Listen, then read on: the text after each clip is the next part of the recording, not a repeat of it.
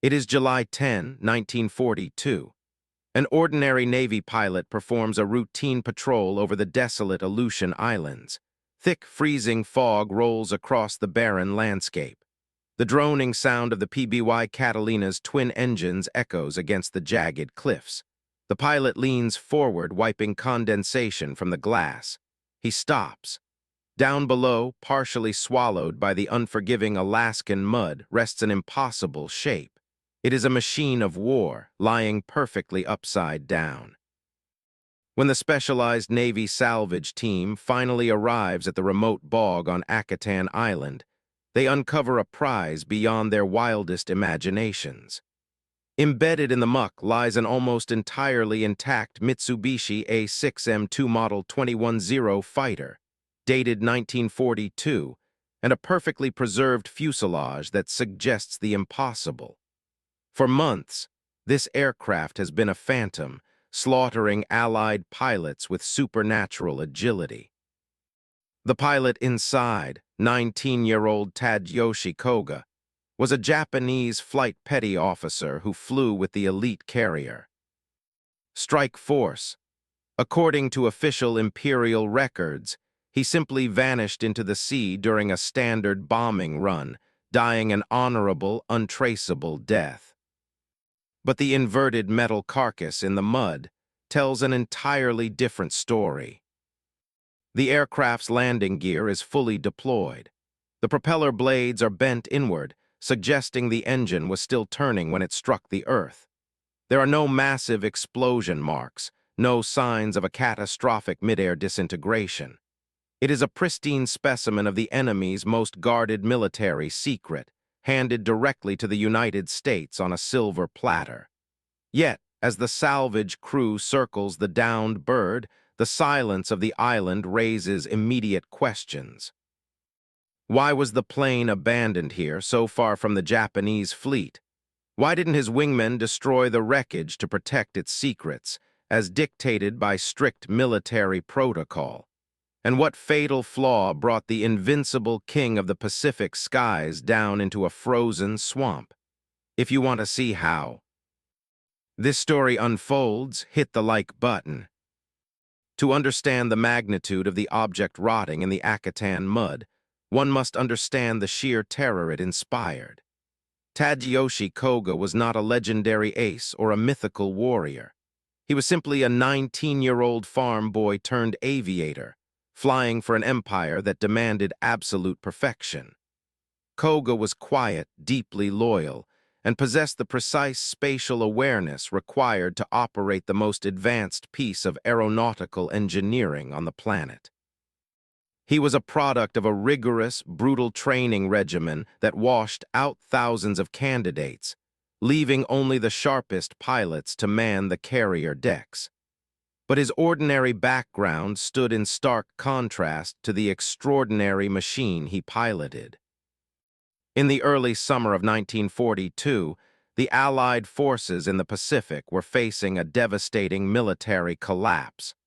The war conditions were incredibly grim. The Mitsubishi A6M Zero was the undisputed ruler of the skies, achieving a kill ratio that demoralized American, British, and Australian squadrons. The Zero was violently fast, incredibly agile, and boasted an operational range of nearly 1,900 miles. Allied pilots flying heavier, slower Brewster Buffaloes and early Model P-40 Warhawks had absolutely no answer to its dominance. Whenever Allied fighters tried to turn with a Zero, they were swiftly outmaneuvered and shot out of the sky by its twin 20 cannons. Panic was spreading through the high command. However, amidst the despair, subtle cracks in the myth were beginning to show. A few surviving pilots reported that while the Zero was a nightmare in a horizontal turning fight, it seemed strangely reluctant to follow them into high-speed, vertical dives. There were early signs that something simply did not add up regarding the aircraft's physical construction. If a machine possessed such unparalleled maneuverability and range, physics dictated that a severe compromise had to exist somewhere within its airframe. but the Allies had no proof. They had only flaming wreckage falling into the Pacific Ocean. In early June, the Japanese launched a massive, multi-pronged offensive. While the primary fleet steamed toward a fateful encounter at Midway, a secondary diversionary force was sent into the freezing, miserable expanse of the Aleutian Islands. Koga was part of this northern strike group, launching off the carrier Ryujo. His mission was to bomb the American installations at Dutch Harbor. It was a tactical strike meant to draw the American fleet north. However, the bitter cold and unpredictable crosswinds of the Alaskan theater were vastly different from the balmy skies over the South Pacific. There were whispers of secret orders issued to Japanese aviators. If your aircraft is severely damaged, you must not allow it to fall into enemy hands. You are to crash land and destroy the machine or plunge it into the deep ocean. Under no circumstances could the Americans examine the engineering of the Mitsubishi Zero. What they didn't know was that a single, random bullet was about to alter the course of the entire Second World War. On June 4, 1942, Tadayoshi Koga pushed the throttle of his Zero forward and roared off the wooden flight deck of the Ryujo. The air temperature was hovering near 35 degrees Fahrenheit, and a thick, soupy overcast obscured the horizon. Koga fell into formation with his two wingmen, Makoto Endo and Suguo Shikata. Their official destination was the U.S. naval facility at Dutch Harbor, located roughly 200 miles away. They navigated strictly by dead reckoning, relying on compass headings and strict timing to cross the featureless expanse of the Bering Sea.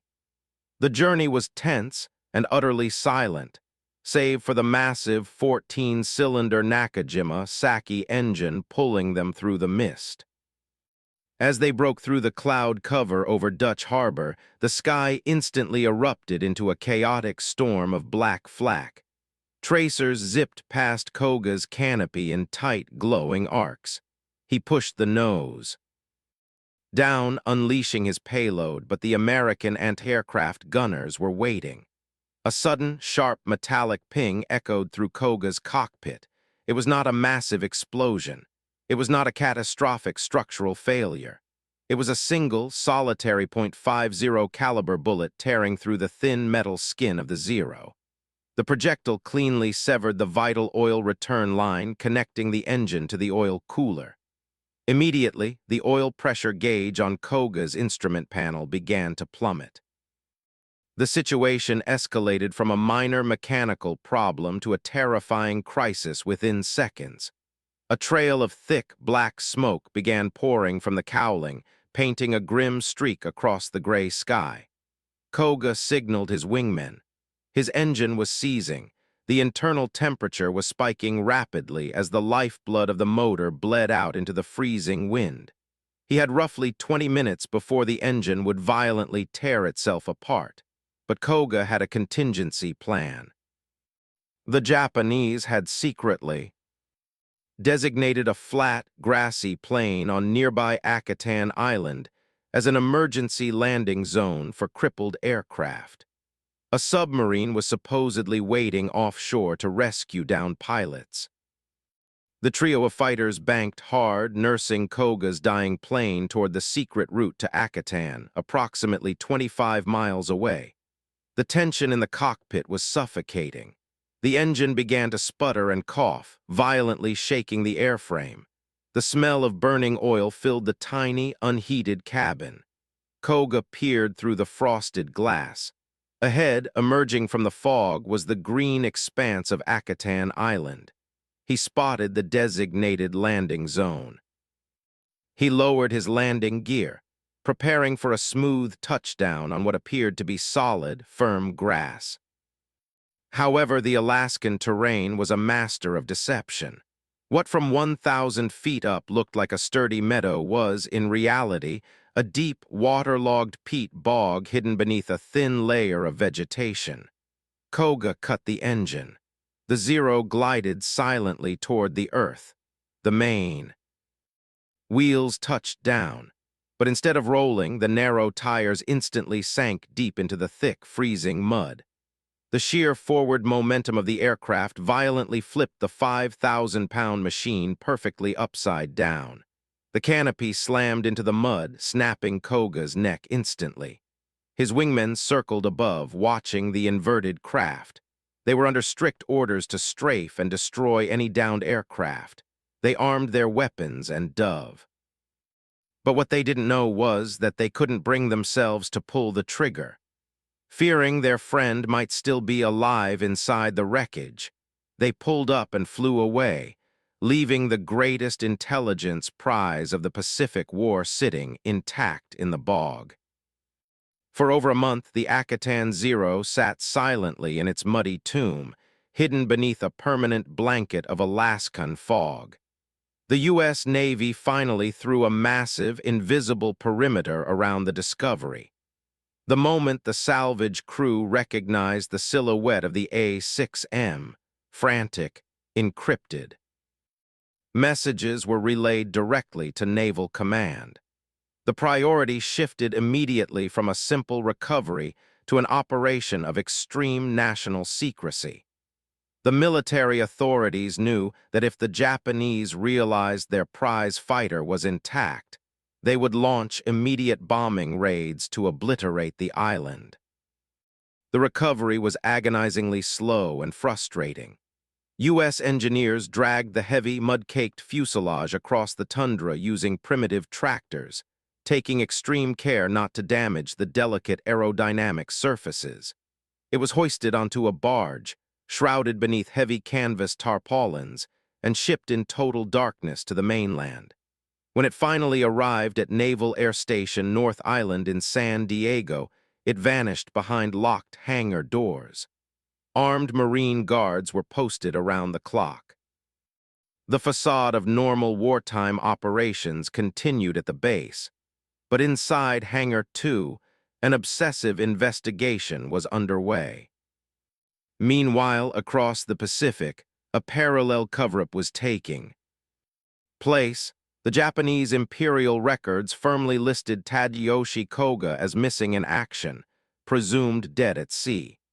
The military leadership operated under the arrogant assumption that their sophisticated technology was safely at the bottom of the Bering Sea. They possessed a deep, fatalistic confidence in their own engineering and pilot discipline. There was no internal investigation into the crash site, no frantic search for the downed plane.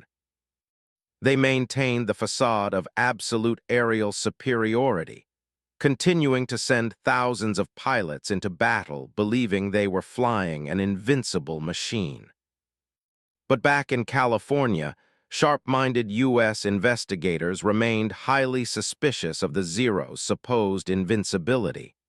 Chief Test Pilot Lieutenant Commander Eddie Sanders was assigned to lead the forensic teardown. Sanders was a meticulous, deeply competent aviator who refused to believe in magic. He knew that every aircraft was a physical compromise. For weeks, the mechanics scoured the airframe, meticulously straightening the bent propeller blades and cleaning the Alaskan mud out of the complex carburetor systems. They faced bizarre evidence gaps in their understanding of the machine. The plane was built in a way that defied Western aviation logic. There were no heavy rivets, no thick steel support beams. The engineers pored over the reassembled aircraft, their frustration mounting. Time was slipping away. Out in the Pacific, American pilots were dying daily at the hands of this very machine. The pressure to find a weakness was crushing. The Japanese had built a ghost, a plane that seemed to break the laws of physics. The secret died with Koga in the mud, or so they thought. The modern forensic teardown of the Zero at North Island began with an unprecedented level of mechanical scrutiny. Sanders and his expert team of engineers treated the aircraft not just as a machine, but as a hostile witness that needed to be broken. They utilized every tool available, from advanced metallurgical testing to deep structural analysis. The objective was simple: dismantle the myth layer by layer, chamber by chamber, until the core truth of the Japanese design philosophy was exposed. The progressive discoveries were startling. The first major reveal occurred when engineers examined the protective layers of the aircraft. As they peeled back the aluminum skin near the cockpit, they found nothing. There was absolutely no pilot armor. American fighters were heavily reinforced with heavy steel plates behind the pilot's seat to protect against rear attacks. The Zero possessed none. The team moved to the wings to examine the fuel storage. Again, they were stunned. The aircraft lacked self-sealing fuel tanks. If an American plane was shot, a chemical layer in the tank would react with the leaking fuel, swelling to seal the hole. The Zero's tanks were bare metal. A single incendiary bullet would turn the entire aircraft into a flying fireball. The second layer of evidence was uncovered deep inside the engine cowling. The mechanics dismantled the Nakajima Saki engine and isolated the carburetor. American planes used advanced injection systems that forced fuel into the engine regardless of the plane's orientation. However, the Japanese engineers had equipped the Zero with a rudimentary float-type carburetor. It functioned perfectly in normal, horizontal flight. But under negative G-forces, such as when a pilot violently pushes the nose down into a sudden dive, the fuel inside the carburetor would literally float away from the intake line. The engine would starve and violently cut out for several crucial seconds. The third layer of revelation came from a deep structural analysis of the flight controls. The engineers analyzed the complex web of pulleys and cables that connected the pilot's control stick to the ailerons on the wings. They discovered a shocking architectural flaw. To save weight, the Japanese had used exceptionally thin, flexible cables. At low speeds, these cables provided incredible, effortless maneuverability. But as the airspeed increased, the immense aerodynamic pressure on the ailerons overpowered the thin cables. They would stretch like rubber bands. At speeds exceeding 200 knots, the pilot's control stick would essentially freeze in place, making the aircraft rigid and sluggish. These discoveries were profound, painting a picture of an engineering culture completely alien to the Americans. The Japanese prioritized offensive performance and extreme range at the absolute cost of pilot survivability. But the final container of truth was yet to be opened. The ultimate test came when Sanders finally took the reassembled Akutan Zero into the sky for secret flight testing. He pushed the throttle forward and felt the terrifying, feather-light acceleration that had doomed so many Allied pilots.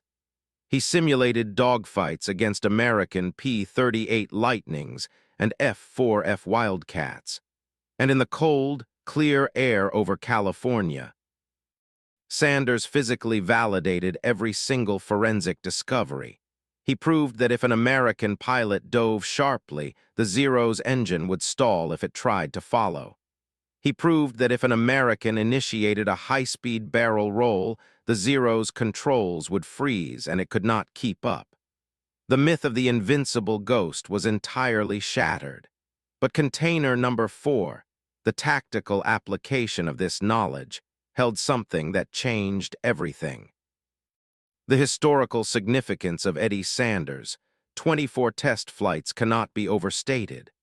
The intelligence gathered from the Akutan Zero reshaped entirely what the Allies thought they knew about aerial combat in the Pacific theater. For the first time, the American military was no longer fighting a terrifying, unknown phantom. They were fighting a machine with defined, exploitable mathematical limits. The discoveries provided a massive vindication for the dismissed, desperate Allied pilots who had claimed the Zero wasn't magical. but simply engineered with a different set of physical rules. The truth was violently distributed to the fleet. The U.S. Navy immediately rewrote its official combat manuals. Commanders issued strict, life-saving directives based directly on Sanders' data. Never attempt to dogfight a Zero at low speeds. Never engage in a turning battle. Instead, use the heavier American planes to dive from high altitudes, strike hard, and use superior diving speed to escape. Because the Zero lacked armor and self-sealing tanks, a split-second burst of heavy-caliber fire was all that was necessary to obliterate it. Furthermore, this single captured aircraft fundamentally altered the design of the next generation of American fighters. The Grumman engineers working on the new F-6F Hellcat were given the precise performance metrics of the Zero. They explicitly designed the Hellcat to capitalize on the Zero's weaknesses, equipping it with a massive 2,000 horsepower engine that provided vastly superior climb. And dive rates, heavily armored cockpits, and overwhelming firepower. The Hellcat became known as the Zero Killer, eventually achieving an astonishing 19-to-1 kill ratio against Japanese aircraft. This explains why, in the latter half of the war, the devastating Japanese air superiority completely evaporated. The United States had peered directly into the soul of enemy engineering. The wider escape network of Japanese technological secrets had been breached. While other Zero fighters would crash and be captured later in the war in places like New Guinea and China, the Akutan Zero was the crucial first key that unlocked the puzzle. The American military had effectively hacked the Japanese war machine. They used the enemy's uncompromising pursuit of perfection as a weapon against them, turning the Zero's greatest strengths into fatal liabilities. Beneath the grand strategic victories and the massive shifts in engineering doctrine, there remains the quiet, deeply human tragedy of Tadayoshi Koga. When the Navy salvage team first breached the upside-down cockpit in the muddy Alaskan bog, they did not just find a machine, they found a 19-year-old boy.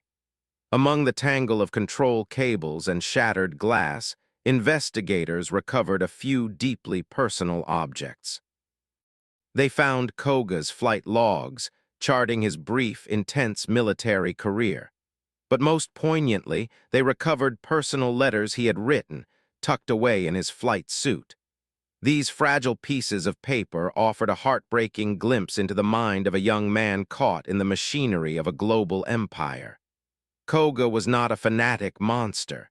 He was a dutiful son who missed his family and simply wanted to serve his country with honor. His final moments were likely filled with sheer terror, as the deceptive Alaskan grass gave way to freezing mud, slamming his world violently into darkness. Because of the necessity of the salvage operation, Koga's body was temporarily buried in a shallow grave near the crash site marked by a simple wooden cross.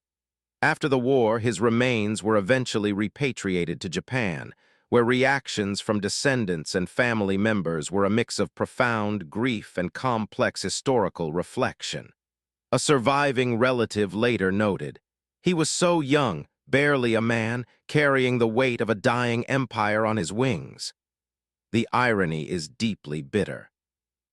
The very engineering philosophy that made Koga powerful in the air, the stripping away of heavy armor and safety measures to ensure maximum agility, is exactly what guaranteed his death the moment something went wrong. He was sacrificed by his own engineers long before he ever flew over Akutan. History teaches us that the greatest turning points in human conflict rarely pivot on massive, cinematic battles alone. Often, the fate of nations hinges on microscopic details. A sudden shift in the wind, a single flaw in a metal cable, or a solitary bullet finding a half-inch oil pipe in the vast expanse of the sky. The Empire. of Japan built an aircraft that touched the very edges of physical perfection. But in doing so, they forgot the fragility of the human being sitting inside it. Today, the freezing, silent bog on Akutan Island remains exactly as it was, a remote and desolate stretch of earth holding only ghosts and shadows.